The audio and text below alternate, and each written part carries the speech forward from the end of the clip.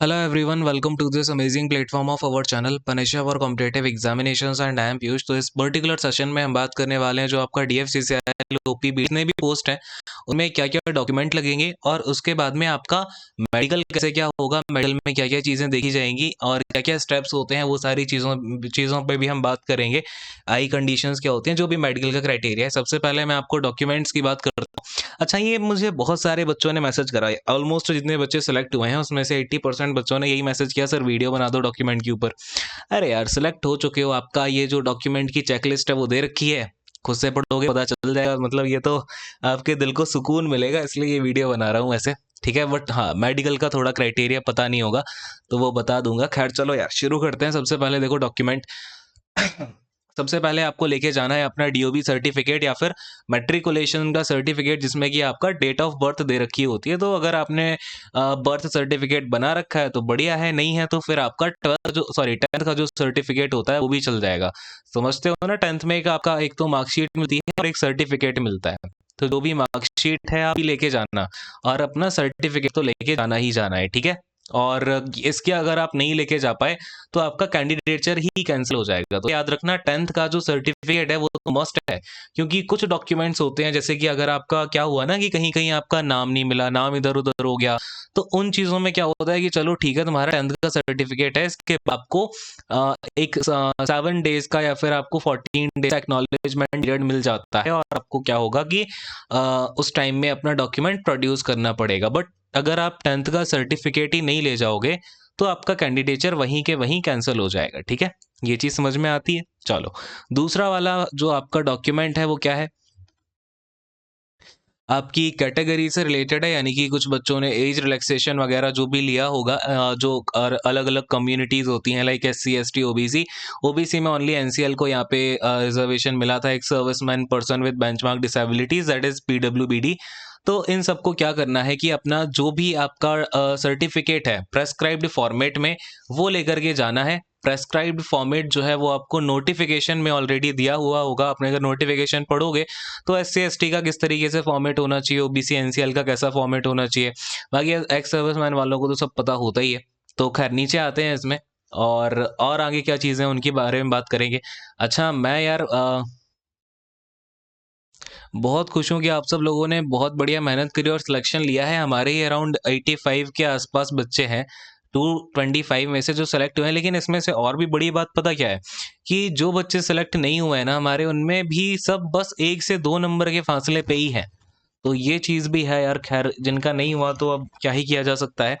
और थर्ड वाला पॉइंट देखो, ये आपको लेटेस्ट कास्ट सर्टिफिकेट लेके जाना है SC ST OBC NCL के लिए। अच्छा, एक चीज़ और, जो OBC वाले स्टूडेंट हैं उनको NCL सर्टिफिकेट, यहाँ पे जो उनको क्या करना है, कास्ट सर्टिफिकेट जिसमें कि नॉन क्रीमी लेयर का स्टेटस दिखा हो, मतलब उसमें एप्लीकेबल होना चाहिए, ठीक है। कौन से ईयर कौन से ईयर का, तो 2021 22 का। तो ये आपका उसमें वैलिड होना चाहिए, ठीक है। ऐसा स्टेटस मतलब लिखा होना चाहिए स्टेटस में कि नॉन क्रीमी लेयर से बिलोंग करता है अपना एप्लीकेंट, ठीक है।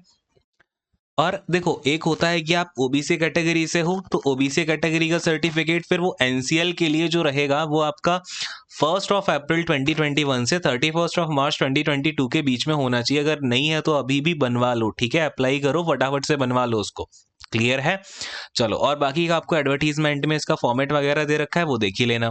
आगे आते हैं फोर्थ वाले डॉक्यूमेंट पे। तो इसमें आपको क्या करना है, ईडब्ल्यूएस का। तो ईडब्ल्यूएस का भी सर्टिफिकेट आपको लेके जाना है। फाइनेंशियल ईयर 2020 और 2021 के बेसिस पे जो आपका एसेट सर्टिफिकेट होगा वो बनेगा, ठीक है, जिसमें कि आपका ईडब्ल्यूएस स्टेटस उसमें अलग से एप्लीकेबल होना चाहिए। तो वही सारी चीज़ें, आई होप ये तो क्लैरिफाइड ही होगा आपको। देन आपको क्या करना है कि आपको अपनी मैट्रिकुलेशन और फिर आपको सीनियर सेकेंडरी, दैट इज आपका 10th और 12th का मैट्रिकुलेशन मार्कशीट और अपना वेट अ सेकेंड यार, ये एक तो पेन बड़ा गड़बड़ करता है। हाँ, इसमें आपको अपना सर्टिफिकेट और मार्कशीट दोनों ही ले जानी है। अच्छा, एक चीज़ और याद रखना, जितने भी डॉक्यूमेंट ले जाओगे उन सबका आप एक काम करना, 2-2 सेट बना लेना। जैसे ये सारे डॉक्यूमेंट हो जाएंगे, ये आपके ओरिजिनल डॉक्यूमेंट हो गए। इन्हें आप एक L शेप फोल्डर में डाल लेना अपना, या फिर लीफ वाला जो भी आप लेके जाते हो वो लेके जाना। और अलग से ना एक 3 सेट बना लेना, सारी फोटो कॉपी, यानी कि इसमें आपका 10th क्लास का सर्टिफिकेट और मार्कशीट, इन सब की फोटो कॉपीज होंगी, उनको सेल्फ अटेस्ट कर लेना। जिसमें से 3 जो आप लेके जाओगे ना अपने साथ, 3 सेट लेके जाओगे, उनमें से 2 सेट को अपने हाथ से अटेस्ट कर लेना है, जिसे कि सेल्फ अटेस्टेड बोलते हैं, यानी कि आपको अपने सिग्नेचर कर देने हैं। क्लियर है? तो दो सेट में अपना सिग्नेचर करके ले जाना और 1 सेट खाली लेके जाना, यानी कि 1 सेट बस फोटोकॉपी होना चाहिए। समझ में आ रही है ना बात? जितने भी डॉक्यूमेंट्स दिए हैं सबके 3 सेट बनाने हैं। क्लियर है? चलो, फाइनल सर्टिफिकेट आपको जो भी यूनिवर्सिटी ने दिया हो, और आपका डिप्लोमा डिग्री या फिर आप जो भी आपको डिग्री मिली होगी, डिप्लोमा किया है तो उसकी डिग्री, या फिर डिग्री जो डिग्री कोर्स किया है उसकी डिग्री होगी, तो उसका फाइनल सर्टिफिकेट लेके जाना। और इवन आपके जितने भी सेमेस्टर हुए हैं, जितने भी साल का है, आईटीआई जितने भी साल की होती है, डिप्लोमा है तो उसका, डिग्री कोर्स है तो उसका, ठीक है, सारे ईयर की आपको मार्कशीट लेके जानी है ओरिजिनल में। ठीक है, मार्कशीट ओरिजिनल में ले जाना है, और आपका जो फाइनल सर्टिफिकेट होता है वो भी लेके जाना है। क्लियर है? तो इसको आप थोड़ा-सा याद रखना, सबका फ़ोटोकॉपी ज़रूर करा लेना 3-3। देन आगे आते हैं, आपको मार्कशीट्स का हो गया। अब क्या है कि ग्रेड, हाँ, जिन बच्चों को ग्रेड मिली होगी, उनका कन्वर्ज़न फ़ॉर्मूला, वैसे जो आपको सर्टिफ़िकेट मिलता है या फिर मार्कशीट मिलती है, तो उसमें नीचे या फिर पीछे लिखा होता है कि सीजीपीए को या फिर आपका ओजीपीए को या सीपीआई को कैसे चेंज करते हैं परसेंटेज में, तो वो फ़ॉर्मूला लिखा होना चाहिए कहीं न कहीं, ठीक है? या फिर अलग से अगर आपको इंस्टीट्यूट की तरफ से कुछ दिया गया है तो वो लेके जाना है। वैसे ऑलमोस्ट सभी इंस्टीट्यूट या फिर जितनी यूनिवर्सिटीज़ होती हैं वो सर्टिफिकेट के पीछे अपना ये फॉर्मूला लिख के देती हैं, तो वो आप उनको दिखाना पड़ेगा ये, ठीक है? तो वो लेके जाना। अच्छा, कई बच्चों का क्या हुआ है कि 62 की जगह 63 लिख दिया, 63 की जगह 64 लिख दिया, 64 की जगह 63 लिख दिया परसेंटेज में, तो कोई बात नहीं, 60% के ऊपर है तो चलेगा। ठीक। देन आगे है कि the specialisation should be clearly mentioned in degree या सर्टिफिकेट, यानी कि आपने जिस भी स्ट्रीम से किया हुआ है स्पेशलाइजेशन, वो डिग्री या सर्टिफिकेट में होना चाहिए, तो होता ही है, उसमें कोई वैसी बात है नहीं। और अब बड़ी ही इंपॉर्टेंट बात है, ये डाउट मुझसे 3-4 बच्चों ने पूछा था कि अगर हमारे पास में प्रोविजनल सर्टिफिकेट है, यानी कि प्रोविजनल डिग्री है और ओरिजिनल डिग्री नहीं है, तो हम वो लेके जाएं तो चल जाएगा क्या? अब देखो, जो प्रोविजनल डिग्री होती है ना यार, वो 2 तरीके की इश्यू होती है। एक तो ऑनलाइन ही इश्यू हो जाती है, कई सारी यूनिवर्सिटीज़ ऑनलाइन प्रोविजनल डिग्री भी इश्यू कराती हैं। तो उसे आप ले जाके अपने कॉलेज में या फिर यूनिवर्सिटी से, कॉलेज से भी करा सकते हो, यूनिवर्सिटी से भी करा सकते हो। वो आपका साइन हो और स्टैंप होना चाहिए, ठीक है? वैसे डिजिटल सिग्नेचर के साथ आती है, बट उसको स्टैंप करवा के आना प्रिंसिपल या रजिस्ट्रार से, ठीक है ना? अगर आपकी ओरिजिनल डिग्री नहीं मिली है, फिर क्या रीज़न है, वो एप्लीकेशन के साथ या फिर जो भी चीज़ें हैं, उसमें आपके स्टाम्प होना चाहिए प्रिंसिपल का। ये चीज़ याद रखना, ठीक है? प्रिंसिपल का या फिर रजिस्ट्रार का। अगर आप प्रोविजनल लेके जा रहे हो, डिग्री इन केस आपकी कॉलेज के पास है डिग्री, या फिर अगर आपकी खो गई है, इश्यू नहीं हुई है अभी जल्दी से जल्दी, तो इन सब केसेस में, और दूसरी बात, प्रोविजनल डिग्री आप कोशिश करना कि वो 6 मंथ से पुरानी ना हो, ठीक है? जो प्रोविजनल डिग्री निकलवाई है वो 6 मंथ की ही हो, ठीक है? ये चीज़ है। और अगर एक दूसरी बात है कि अगर आपका स्पेशलाइजेशन डिग्री या सर्टिफिकेट में नहीं दिया है कि किस पर्टिकुलर चीज़ में आपने ये डिग्री करी हुई है, तो उसकी जगह आपको एक और सर्टिफिकेट लेके जाना पड़ेगा, जिसमें कि आपके कॉलेज के या फिर यूनिवर्सिटी के जो रजिस्ट्रार होते हैं, प्रिंसिपल होते हैं, उनके द्वारा साइन होगा, स्टाम्प होगा, ठीक है? जिसमें से कि वो कहेंगे कि भाई इस बंदे ने जो डिग्री और डिप्लोमा लिया है वो इस पर्टिकुलर स्पेशलाइजेशन का है, या फिर इलेक्ट्रिकल का है। अगर इलेक्ट्रिकल के बच्चे हैं तो उनका इलेक्ट्रिकल का होना चाहिए, मैकेनिकल का होना चाहिए। आई होप बातें अब आप समझ गए होंगे। ये दोनों पॉइंट काफ़ी इंपॉर्टेंट हैं। दोनों पॉइंट्स का थोड़ा-सा ध्यान रखना, ठीक है ना? चलो आगे आते हैं। देन आपका 11th वाला जो पॉइंट है, देखो इसमें क्या बोल रहे हैं, ध्यान से समझना। इन्होंने क्या बोला कि जैसे कि आपका जो भी एडवर्टाइजमेंट आई थी उसमें इन्होंने सपोज कहा हो कि, मैं आपको एग्जांपल दे रहा हूँ, मुझे याद नहीं है इन्होंने नोटिफिकेशन में क्या बोला था। सपोज इन्होंने बोला कि 1/1/2021 तक आपकी जो है सारी की सारी एजुकेशनल क्वालिफिकेशन कंप्लीट हो जानी चाहिए थी। लेकिन क्योंकि कई केसेस में जो डिग्री होती है, प्रोविजनल डिग्री होती है, वो बाद में आती है, लेकिन आपकी मार्कशीट पहले आ जाती है ना? यानी कि आप वो एग्जाम पहले दे चुके होते हो, मार्कशीट वगैरह आ चुकी होती है, मार्कशीट की जो डेट होती है वो पहले की होती है ना? तो इस डेट से पहले आपकी मार्कशीट अगर आ चुकी है, तो मार्कशीट में डेट होनी चाहिए कि इस डेट को आपकी मार्कशीट आ चुकी है। इन केस अगर मार्कशीट में भी वो डेट गिवन नहीं है और डिग्री में भी डेट कोई गिवन नहीं है, तो आपको क्या करना पड़ेगा, यहाँ पे एक सर्टिफिकेट बनवाना पड़ेगा कॉलेज की तरफ से, जिसमें कि ये रहेगा कि आपने इस डेट को जो है एग्जामिनेशन पास कर लिया था, फाइनल सेमेस्टर का या फिर फाइनल ईयर का, ठीक है? तो अगर ये आपका किस केस में होगा कि डिग्री में सपोज डेट नहीं है तो वो मार्कशीट में देखेंगे, मार्कशीट में भी डेट नहीं है तो फिर वो आपसे सर्टिफिकेट मांगेंगे। दूसरा सिनेरियो ये हो सकता है कि डिग्री में जो डेट है वो जो उनकी डेट ऑफ रिकॉर्डिंग होती है, यानी कि इस डेट को उन्होंने मांगा हुआ है, इस डेट तक आपकी डिग्री कंप्लीट होनी चाहिए थी, लेकिन उसके बाद में आपकी डिग्री आई है बट मार्कशीट पहले आ गई थी और मार्कशीट में डेट नहीं है, तब वो सर्टिफिकेट मांगेंगे, लेकिन मार्कशीट में वो डेट है जो इस पर्टिकुलर क्रूशियल डेट से पहले की है, तो आपका ये चल जाएगा। ठीक है, बात समझ में आ गई है पूरी की पूरी। चलो 12th वाले पॉइंट पे आते हैं, क्या है आपके पास अगला, कि यदि कोई आपका ऐसा डॉक्यूमेंट है जो कि हिंदी या इंग्लिश लैंग्वेज से अलग है, यानी कि सपोज किसी का स्टेट लैंग्वेज में कोई डॉक्यूमेंट है, किसी का बंगाली में डॉक्यूमेंट है, किसी का तेलुगु में है, तमिल में है, तो उसकी एक ट्रांसक्रिप्ट जिसमें कि एक गैजेटेड ऑफिसर के सिग्नेचर हो, वो आपको ड्यूली अटेस्ट करवानी है, किससे, गैजेटेड ऑफिसर से। ठीक है ना, या फिर कोई नोटरी हो वो भी चलेगा, बट मैं आपसे कहूंगा कि आप जियो से ही करवाओ। ठीक है, देन आपका 13th पे आता है एम्प्लॉइज दैट आर, ठीक है, जो कि आपके एम्प्लॉई हैं या फिर किसी गवर्नमेंट में है, non semi government sector, public sector या फिर ऑटोनोमस बॉडी में है, तो उनको यहाँ पे क्या करना पड़ेगा कि एक एनओसी लेके आनी पड़ेगी। ये सारा प्रोसीजर आपको आई होप पता होगा, कुछ डाउट होता है नीचे कमेंट करना। और जो रेगुलर एम्प्लॉइज हैं डीएफसीसीएल के, तो उनको तो ऑफ कोर्स एनओसी नहीं लेके जानी है, लेकिन विजिलेंस और डीएआर क्लियरेंस लेके जानी होती है, तो ये है। और जो एक्स सर्विसमैन होते हैं उनका तो खैर सब सेट होता है, डिस्चार्ज स्लिप आप अपनी लेके जाना, एनओसी लेके जाना। ठीक है, और आपने कितने ईयर की सर्विस करी है डिफेंस में, वो सब डॉक्यूमेंटेशन, जो देखो जो भी डिफेंस सर्विसेज के लोग होते हैं उनका डॉक्यूमेंटेशन बहुत स्ट्रांग होता है, क्योंकि डिफेंस में बहुत ही तगड़ा डॉक्यूमेंटेशन कराया जाता है। जिन डॉक्यूमेंटेशन को करने के लिए आप लोग रोते हो ना, वहां वहां से स्टार्टिंग ही होती है ना। तो बहुत अच्छा डॉक्यूमेंटेशन सिस्टम होता है डिफेंस में। आगे आते हैं, डिसेबिलिटी सर्टिफिकेट जो है आपका पीडब्ल्यूबीडी का होना चाहिए। ठीक है, तो ये भी पता ही होगा। एक चीज़ और कि आपको ई एडमिट कार्ड तो लेके जाना ही, उसका प्रिंट आउट लेके जाना डॉक्यूमेंट वेरिफिकेशन के लिए। इसके अलावा जो आपका सीबीटी हुआ है, सीबीएटी जो एग्जीक्यूटिव वाले बच्चों का होगा, या पीटी जो भी होगा, पीटी तो खैर नहीं है शायद किसी पोस्ट में, तो जो सीबीएटी जिन जिन पोस्ट में है वो सीबीटी का भी लेके जाएंगे, सीबीएटी का भी लेके जाएंगे, और अपना ई एडमिट कार्ड डॉक्यूमेंट वेरिफिकेशन का भी लेके जाएंगे। ठीक है, ये चीज वो लोग देखते हैं थोड़ा। ठीक है ना, तो एडमिट कार्ड आप मेक श्योर कि सीबीटी का भी ले जा रहे हो अपना, जो आपका पहला एग्जाम हुआ था। जूनियर एग्जीक्यूटिव वाले तो उनका सीबीएटी अकेला है, तो वो अकेला सीबीटी का ले जाएं। देन जो एग्जीक्यूटिव वाले हैं वो अपना सीबीएटी का भी ले जाएं, ठीक है, सीबीटी के साथ। देन आपको वो तो ले ही जाना है डीवी वाला अपना। क्लियर है, यहाँ तक बातें समझ में आती हैं। देन आगे आते हैं, आपकी 5 कलर्ड फोटोग्राफ मांगी है, तो आप यहाँ पे 10 लेके जाना। ठीक है, मैं आपको सजेस्ट कर रहा हूँ तो 10 ही लेके जाना, 10 लेके जाना, और थोड़ी सी अच्छी सी अपना हैंडसम बन के फोटो लेके जाना, क्योंकि वही आगे चलेगी। ऐसी कोई उठा के कोई भी मत ले जाना। ठीक है ना, थोड़ा सा खर्चा कर लेना इसमें, अब जॉब लगने वाली है।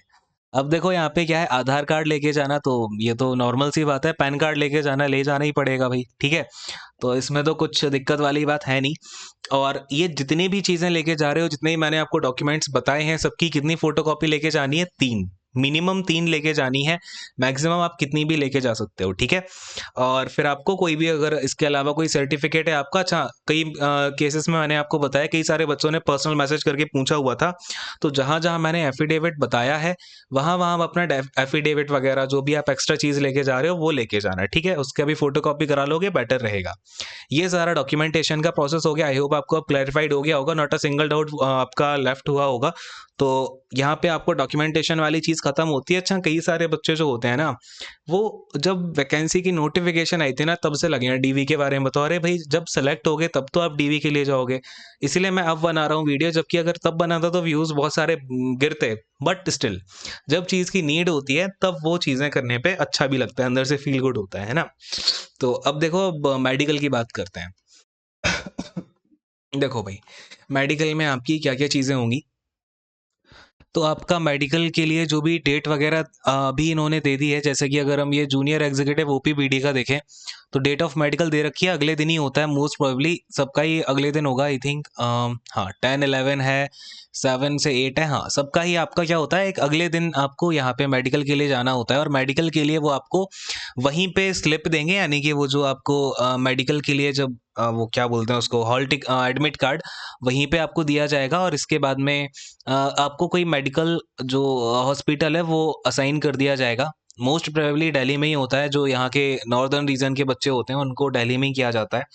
तो देखो, अब मेडिकल में आपका कैसे क्या चीज़ें होंगी, सबसे पहले तो ये बोला जाता है कि आप थोड़ा सा खाना ना ही खाएं।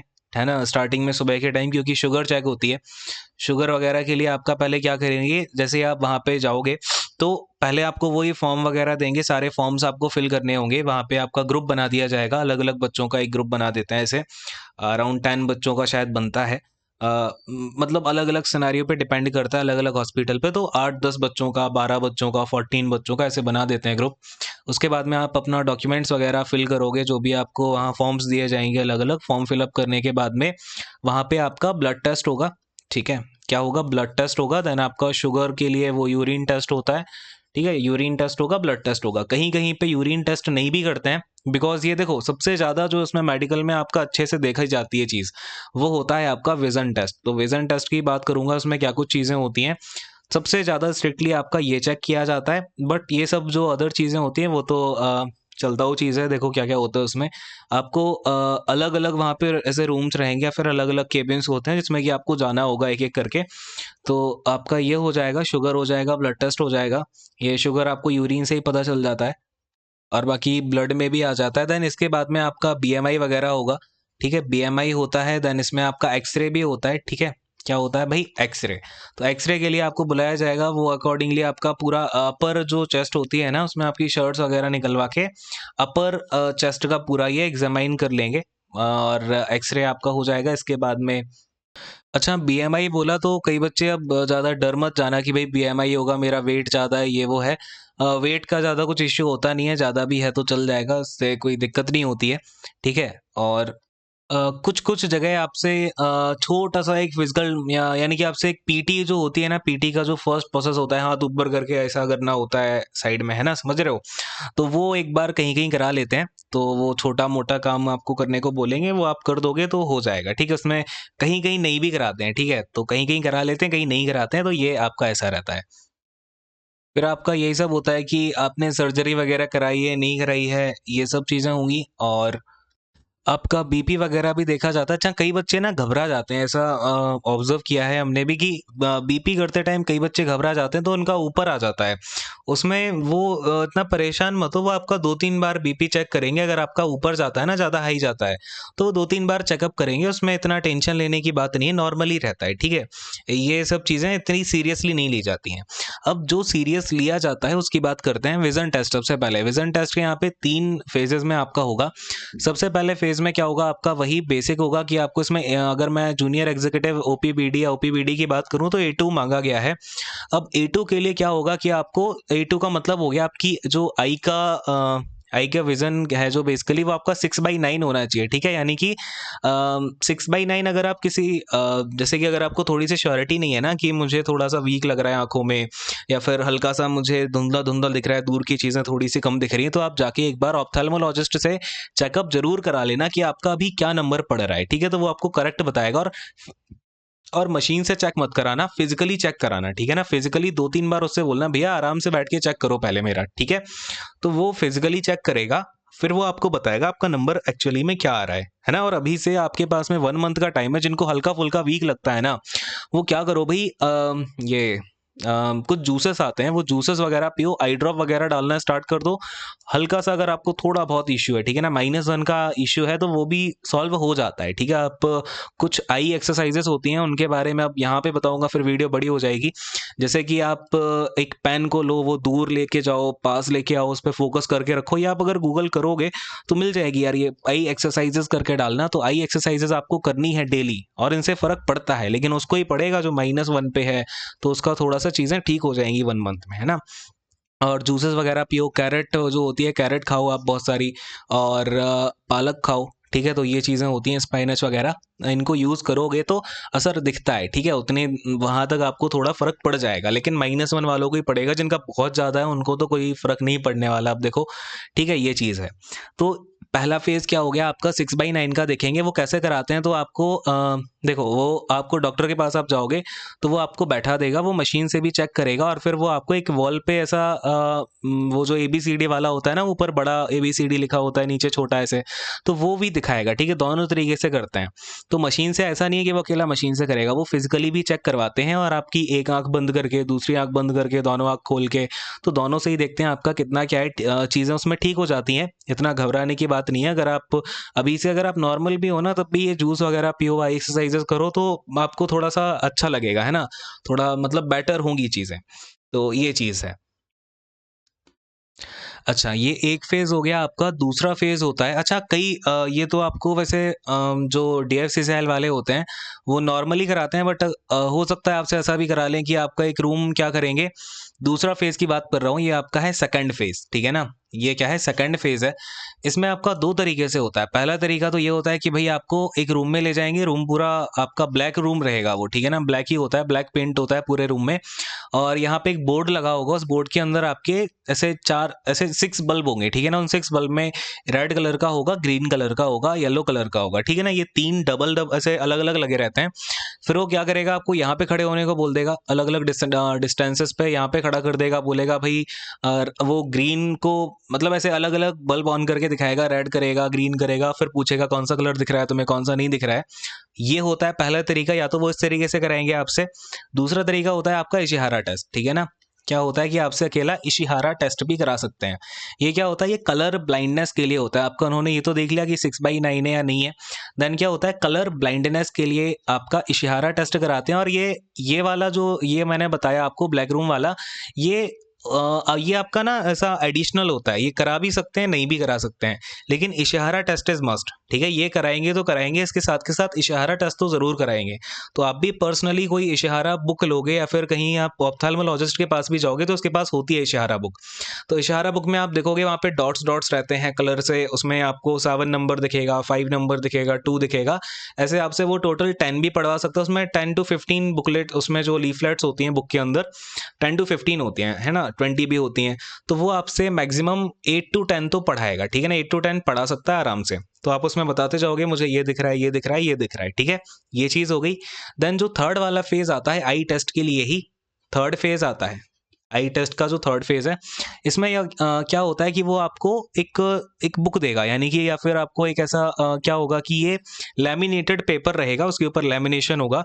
बहुत छोटे-छोटे शब्द लिखे होते हैं, ठीक है? छोटे-छोटे से शब्द में कोई पैराग्राफ या स्टोरी कुछ या आर्टिकल लिखा होगा, वो आपको देगा और आपसे बोलेगा इसे आँखों के पास लेके जाओ, जो मिनिमम डिस्टेंस होती है उसके पास, और बोलेगा पढ़ के बताओ, सो दैट आपको उसे पता चलेगा इसे हाइपरमेट्रोपिया तो नहीं है, यानी कि जो क्या बोलते हैं उसे, पास का दृष्टि दोष तो नहीं है।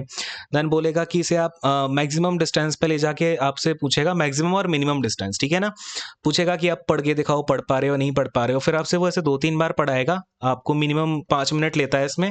तो ये पूरा पढ़वा के आपसे, अब नॉर्मल, बस नॉर्मली पढ़ो, इतना टेंशन नहीं लेना। कई बच्चे क्या करते हैं इसमें, घबरा जाते हैं और घबरा के इधर-उधर कर देते हैं वर्ड्स को, तो उसमें कोई इश्यू नहीं है। बस आप नॉर्मल अपना जैसे पढ़ते हो ना चीज़ों को, उस तरीके से पढ़ना है उसको, ठीक? टेंशन नहीं लेनी ज़्यादा। तो ये होता है आपका आई टेस्ट के 3 फेजेस, ठीक है? तीनों समझ में आ गए? अब देखो, हियरिंग टेस्ट आपका होगा। यार जगह भी नहीं बचती, एक तो मैं जब भी पढ़ाता हूँ पता नहीं पेपर में कम ही लेके आता हूँ शायद। देखो, अब आपका क्या होगा यहाँ पे, हियरिंग टेस्ट, ठीक है ना? हियरिंग टेस्ट होता है, और हियरिंग टेस्ट और विजन टेस्ट, यानी कि सबसे पहले अगर हम प्रायोरिटी पे रखें ना, तो विजन टेस्ट होता है, दूसरे नंबर पे होता है हियरिंग टेस्ट। अब देखो, हियरिंग टेस्ट में क्या होता है कि आपको 2-3 तरीके होते हैं, समझना क्या होता है। ये आपको वो यहाँ पे बैठा देगा, यहाँ पे आपका एक डॉक्टर खड़ा होगा, वो बहुत मतलब ऐसे आवाज़ में बोलेगा कि आपको बस थोड़ी सी आवाज़ आपके कानों में जाएगी।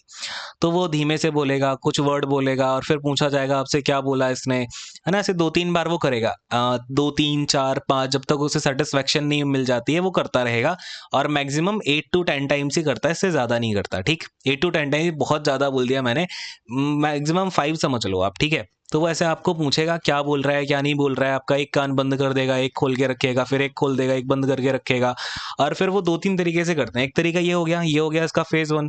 सेकंड वाले में क्या करते हैं कि आपको कुछ ये मतलब आपको वाइब्रेशन से सुनाई, वाइब्रेशन से आपको ऐसे, आपको बोलेंगे सामने देखो, बिल्कुल स्ट्रेट देखो, पीछे से पूछेंगे, फिर आपको वाइब्रेशन इस ईयर में सुनाई दे रहा है, राइट ईयर में दे रहा है, लेफ्ट ईयर में दे रहा है, या आपको दोनों में दे रहा है थोड़ा-थोड़ा। तो इस तरीके से आपको वो 2-3 चीज़ें कराएँगे, ठीक है? यानी कि इससे क्या होता है कि आपको नॉर्मल हियरिंग हो आपकी, चलेगा। अच्छा, हियरिंग टेस्ट कराने से पहले वो आपका जो मैं ये भी बोलूँगा, जैसे कुछ बच्चे होते हैं ना, उनको थोड़ा-सा अगर आपको ये लगता है ना मुझे सुनने में प्रॉब्लम हो रही है, या फिर आप हेडफ़ोन बहुत लगाते रहे हो अभी तक, या फिर ऐसा है कि वैक्स बहुत हो गया आपके कानों में, ठीक है, तो उसको साफ करा लेना। और साफ किसी रोड चलते आदमी से मत कराना, बहुत बड़ी प्रॉब्लम है ये इंडिया में। रोड चलते लोगों से कभी भी आपको अपने कानों का वैक्स साफ नहीं कराना है। डॉक्टर लेगा 100 to 300 रुपीज़ लेते हैं। आप जाना कानों वाले डॉक्टर के पास, उससे अपना कान साफ कराना दोनों, ठीक है, अच्छे से डॉक्टर से दोनों कान साफ करा लेना। और उससे ही बोलना कि मेरे कान में कोई प्रॉब्लम तो नहीं है, देख लेना। वो दोनों पर्दे उस आपके चेक कर लेगा, तो कान चेक करा लेना, ठीक है। और थोड़ा बहुत खर्चा कर लोगे, कोई बात नहीं, अब ज्वाइनिंग मिलने वाली है ना। तो ये चीज़ ज़रूर करा लेना पहले से, क्योंकि वहाँ पे आपको फिर ज़्यादा प्रॉब्लम नहीं होगी, है ना। थोड़ा सा कॉन्फिडेंस आ जाएगा, नहीं तो बच्चे घबरा बहुत जाते हैं वहाँ पे जाके। ये चीज़ ऑब्जर्व करी गई है। तो ये काम आप थोड़ा सा करके जाना अपनी तरफ से। हियरिंग टेस्ट समझ में आ गया। देन आपका होता है पाइल्स टेस्ट। तो पाइल्स वगैरह वहाँ पे चेक होता है, बाकी हाइड्रोसील का इतना वो सीन नहीं है। हाइड्रोसील वगैरह वो क्या बोलते हैं, जो लोको पायलट होते हैं उनका चेक होता है। बट पाइल्स थोड़ा सा देखते हैं, क्योंकि ये देखना आप, वेट अ सेकंड, देखो। हाँ, तो पाइल्स वगैरह आपका यहाँ पे चेक होगा। और नॉर्मली वो आपसे बैठने को भी बोलेंगे कि थोड़ा सा वो क्या उनसी पोजीशन होती है यार, अम, वो बोलते हैं ना यार कि सीधा खड़े होके ऐसे बैठ जाओ, तो ऐसे 2-3 बार बैठा के भी देखेंगे। तो ये सब जब आपके टेस्ट हो जाएंगे, देन आपसे बोल दिया जाएगा कि आप जाओ, ठीक है। और फाइनली आपका ज्वाइनिंग लेटर आपके मेल पे आ जाएगा, और आप खुशी खुशी बाद में ज्वाइन कर लोगे, दैट्स इट, ठीक है। तो ये हो गया आपका सर्टिफिकेट, सारे मैंने एक्सप्लेन कर दिए हैं, मेडिकल कर दिया है। और आई होप कि यार अभी ये मेरा लास्ट लेक्चर हो DFCCIL के लिए, अब जाओ थोड़ा जॉब वॉब करो, छोड़ो मेरा पीछा, ठीक है। चलो यार, एंड करते हैं सेशन को यहीं पे। और बस वहाँ पे जाके अब भूल मत जाना, पूरे तरीके से मुझे आई बस समझ में। चलो एंड करूँगा। Thank you so much, God bless you all, take care and bye bye. God bless you all.